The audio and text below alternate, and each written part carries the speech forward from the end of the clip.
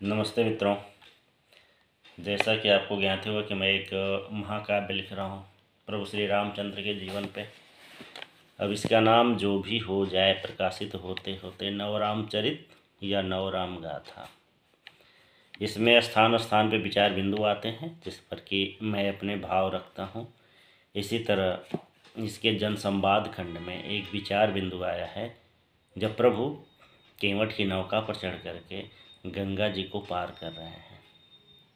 तो उस प्रसंग में आप सुनिए श्री राम जी के मुख से भवसागर पार करने के उपाय।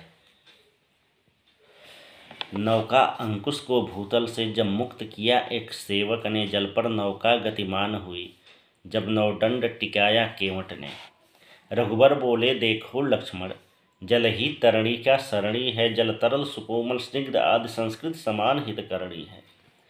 नर का जीवन एक नौका है, नौका अंकुश ही माया है, भूतल पर रखा हुआ अंकुश जब तक भूतल में समाया है।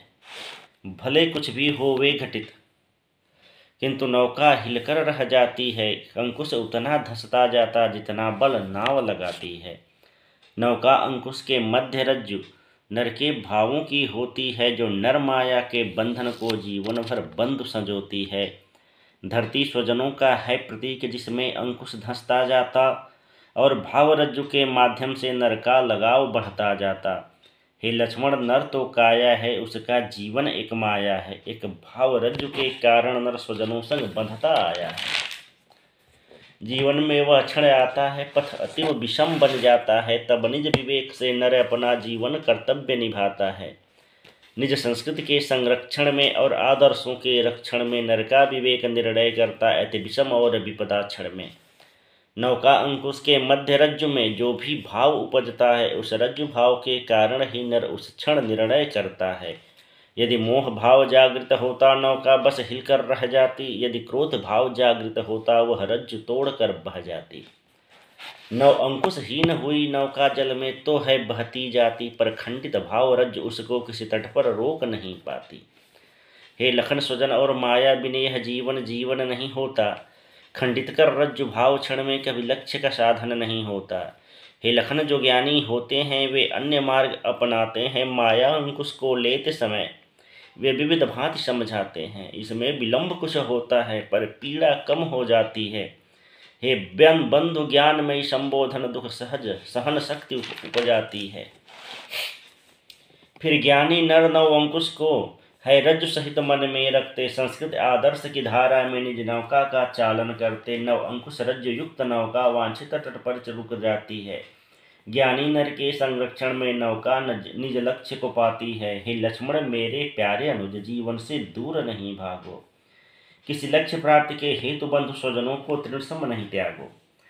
नौका जल का एक अन्य पक्ष है बंधु, मैं तुम्हें बताता हूँ कैसे नौका जल पर चलती, वह भाव तुम्हें समझाता हूँ। अपनी विशेष आकृति कारण नौका तो जल पर तिरती है, जो प्राणी तैर नहीं पाए उनको निज वक्ष पर धरती है। माना लक्ष्मण इस अगजग में, अगजग अर्थात चराचर, माना लक्ष्मण इस अगजग में कुछ अति तितिर सुख पाए जाते, तितुर तैरने वाले, निज ज्ञान तितिरसा के बल पर जो भव सागर को तर जाते। पर सब जन ऐसे नहीं होते जो निज बल से कुछ कर जाएं, निज दृढ़ इच्छा के बल पर वे इस भव सागर से तर जाएं। ऐसे लोगों के हेतु लखन सनातन ने रचा विधान बंधु, संस्कृत रूपी जलधारा में डाला एक नौका यान बंधु। इस नौका के हैं 3 रूप हैं, ज्ञान कर्म और भक्ति योग, अपनी क्षमता अनुसार अनुज नौका आरोहण करें लोग। सब नौकाओं का लक्ष्य बंधु भव सागर पार चले जाना, पर यह नाविक पर निर्भर है समुचित संचालन कर पाना। सो नौका चुनने के पहले अपनी क्षमता को चुन ले जन, फिर ज्ञान कर्म या भक्ति कोटि में अर्पित कर दे निज तन मन। तीनों योगों का एक लक्ष्य भव सागर पार करें जनमन, पर इस पथ पर चलने से पूर्व परिवर्तित कर ले जन निज मन। मन परिवर्तन का अर्थ यहाँ नौका परिवर्तन नहीं भ्रात, यहाँ परिवर्तन का अर्थ अटल जनपथ न छोड़े अकस्मात। यह परिवर्तन अति व्यापक है, यह परिवर्धन का द्योतक है, नैतिकता नरता और न्याय संस्कृत और धर्म संपोषक है। हे लखन, हमारी संस्कृत भी भागीरथी समगति पाती है। हे अनुज, हमारी यह संस्कृत हमें गंगा सम सिखलाती है। लंबी यात्रा संपादित कर गंगा सागर में मिलती है। इस लंबी यात्रा के क्रम में उत्तर को उर्वर करती है। हे लखन, हमारी सुरसरी तो सभी नदियों को अवसर देती, सब स्रोतों से जल ले लेकर सबको गंगा जल कर देती।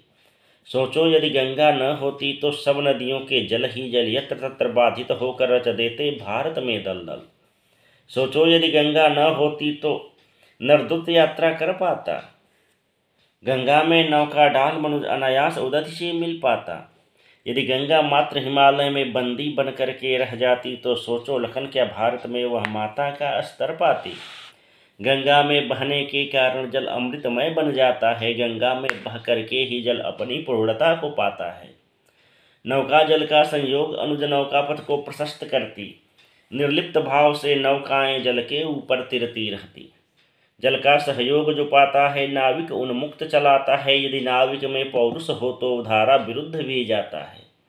हे लखन, सनातन संस्कृत भी भारत की वैचारिक सरी है, वेदों ऋषियों से संपोषित ईश्वर की वैचारिक वरी है। वरी का अर्थ वारी है। यदि ये विचार एक कूप भांति एक क्षेत्र विशेष में रह जाते तब उस विचार की महिमा से कोटिक जन वंचित रह जाते। अतः सनातन सुरसरिता भारत की वैचारिक धारा है। आत्म ब्रह्म इस देव नदी के सीमांकन का किनारा है। अर्थात सनातन सुरसरिता के दो तट हैं, एक आत्मा और दूसरा ब्रह्म। अनुसनातन संस्कृति में ही आत्म ब्रह्म का योग है मिलता, आत्मा को परमात्मलीन होने का सुखद सुयोग है मिलता। अतः सनातन सुरसरिता में ज्ञान कर्म भक्ति नौका में ज्ञानी जन जो आ जाते हैं परम ब्रह्म को पा जाते हैं। सुनो लखन, अब कौन है ज्ञानी, कौन करेगा इसका निर्णय। शास्त्रार्थों के द्वारा अब क्या व्यक्ति करेंगे इसका निर्णय। नाना विद्याओं का ज्ञाता लखन न ज्ञानी हो सकता है, वह विद्वान कहा सकता है विद्या दानी हो सकता है। बंधु मेरे ज्ञानी वह नर है जो विद्या विवेक का संगम, जिसकी बुद्धि छद्महीन है शुद्ध सरल है जिस नर का मन। निरअभिमानी होना लक्ष्मण ज्ञानवान की प्रथम शर्त है, विद्या का अभिमान हो जिसको उसका विद्या ज्ञान व्यर्थ है। अभिमानी नर भवसागर के पार कभी नहीं जा सकता है, अभिमानी नर भवसागर के पार कभी नहीं जा सकता है। ज्ञान कर्म या भक्ति मार्ग पर मोक्ष नहीं वह पा सकता है, क्योंकि लक्ष्मण नर का घमंड कर देता, उसके नेत्रबंद विद्यांध हुआ नर बन जाता निज संस्कृत का बैरी प्रचंड। हे लक्ष्मण, विद्यांध मनुज अतिशय संक्रामक होते हैं, अपने समाज के जनमन में वे संशय का विष बोते हैं। हे अनुज, जो नर विद्यांध हुआ वह गज सदृश मद आंध हुआ, वह तो पहले था संक्रामक लो अब बन बैठा आक्रामक। विद्यांध मदांध मधुजन तो संस्कृत का पतन कराते हैं, ये अपनी क्षुद्र बुद्धि के बल पर विधि पर प्रश्न उठाते हैं। वे कहते हैं कहीं ईश नहीं है शब्द जातियों का पाखंड, आओ हम मिलकर एक बन इस संस्कृत के करे खंड खंड। जैसे उपवन में घास फूस वर्षा के साथ निकलते हैं, अपनी अनियंत्रित वृद्ध संग उपवन की शोभा हरते हैं, इसी भांति अपनी संस्कृति में मूढ़ मनीषी आते रहते, इसी भांति अपनी संस्कृति में मूढ़ मनीषी आते रहते, अपनी क्षुद्र बुद्धि का कौशल रह रह कर दिखलाते रहते। किंतु हमारे संस्कृत रक्षक हैं, उनका उन्मूलन करते, उनके अंत प्रयोजन का विष वे अपने तर्कों से हरते। नौका और जल की भांति अनुज है नर और संस्कृत संबंधन, जैसे नौका जल में चलती संस्कृत में चलता नर जीवन। अतः लखन, संस्कृत धारा को अविरल हमें बहाना होगा, ज्ञान कर्म और भक्ति नाव को बाधा मुक्त चलाना होगा। संस्कृत पद की बाधाओं का निर्मूलन हमें करना होगा, अपनी संस्कृत के उपवन में अभिमत रोपण करना होगा। इस ज्ञानमयी वार्ता क्रम में नौका ने द्वितीय तट को छुआ, नौका की यात्रा पूर्ण हुई, सबके मन में अति हर्ष हुआ। ये प्रसंग समाप्त हुआ। यह प्रसंग 240 पंक्तियों का है, लंबा प्रसंग जा रहा है।